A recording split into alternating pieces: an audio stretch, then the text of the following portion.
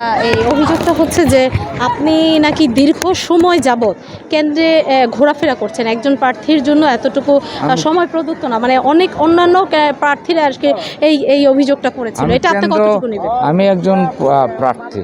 জি আমার এখানে এসে আমি দেখলাম যে আমার এজেন্টদের অ্যাবসেন্সি, জি এজেন্ট আমি খুঁজে পাচ্ছি না, যার জন্য আমি ভোট কেন্দ্র আমি সিক্রেট মনে করি নেই যে হয়তো তারা ফলস ভোট দিচ্ছে।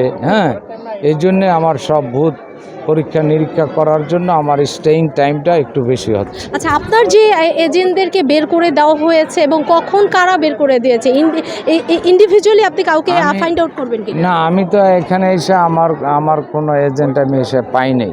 কোনো এজেন্ট কি পান নাই? না, আমি এখানে দুজনে জিজ্ঞেস করলাম, বললো একজনে লাঞ্চ করতে গেছে, আরেকজনে বললো যে টয়লেট করতে গেছে, আরেকজনে ওয়াশরুমে গেছে, এইরকম নানান ধরনের অজুহাত। তাহলে সেই ক্ষেত্রে তো আপনার এজেন্টদেরই সমস্যা এখানে, যদি ওয়াশরুম টয়লেট এবং খাবার খেতে আমার এজেন্টদেরই তো সমস্যা। আমি সেই এজেন্টদের যে সমস্যাটা হয়েছে সেটা কিভাবে হয়েছে সেটা তো আমি ইমাজিন করতে পারতেছি।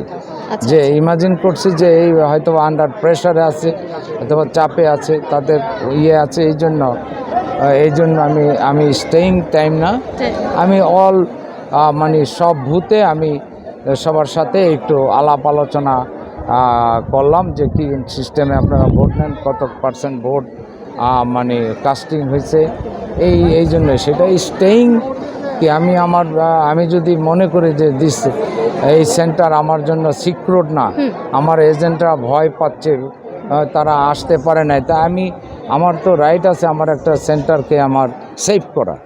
আমি আমার সেন্টারটা আমি নিজেও এজেন্ট হইতে পারি, সেই অধিকার তো আমার আছে। এখানে যে ভোটগুলি নেয় উইদাউট আইডি, নাম বাপের নাম, এইটা নাম বাপের নাম, হয়তো দেখা গেল যে একটা 50 বছরের লোক 30 বছর বয়সের একটা লোকের ভোট দিয়ে গেল। সো এই ওয়েতে যদি ব্যালট পেপার দেওয়া হয় তাহলে আমার মনে হয় না যে সেটা সঠিক বলে এই অঞ্চলের কথা। বাট অন্যান্য কিছু সেন্টার আবার আমি দেখছি যে সেখানে তারা প্রিজাইডিং অফিসাররা তাদের ভোটার আইডি নিয়ে পরীক্ষা নিরীক্ষা করে ব্যালট পেপার ডেলিভারি দিচ্ছে। বাট এখানে 4-5টা সেন্টারে বালুচর ইউনিয়নে বিশেষ করে এইগুলি আমি পাইনি। বাট আমি জয়ের ব্যাপারে আশাবাদী, জনগণ আশা করি যে আমাকে আনারস মার্কায় ভোট দিয়ে জয়যুক্ত করবে। আচ্ছা, আপনার কাছে আমার আরেকটি প্রশ্ন ছিল, সেটি হচ্ছে এই যে আপনি যে অভিযোগটা করলেন যে আইডি কার্ডটা নিয়ে আসেন এবং অবজারভেশন ঠিক করে হচ্ছে না, তাহলে এই ক্ষেত্রে আপনি দোষটা আসলে কাকে দিবেন?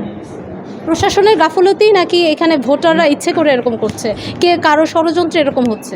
না, ষড়যন্ত্র তো অবশ্যই আছে। হয়তো আমি জানি না যে প্রেশারাইজ, আমি যেমন এক সেন্টারে যাওয়ার পরে সেখানকার প্রিজাইডিং অফিসার এবং প্রিজাইডিং সহকারী অফিসাররা অসহায়ত্ব বোধ করছে, আমাকে বলছে।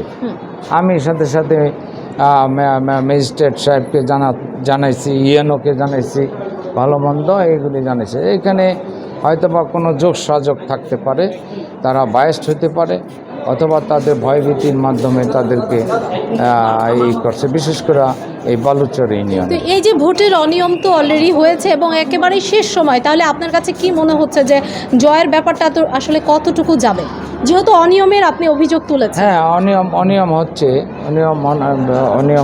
এটা একটা ইউনিয়ন তো 4-5টা 6টা সেন্টারের কথা আমি এই অনিয়মের কথা বললাম। আর অন্যান্য জায়গায় নানান ধরনের অনিয়ম হয়েছে, তারপরও আমি আশাবাদী যে আমি সঠিক, এখনও যে 1 ঘন্টা সময় আছে, এটাও যদি সঠিক ভোট হয় তাহলে আমি আশা করি যে আমি জয়যুক্ত হব।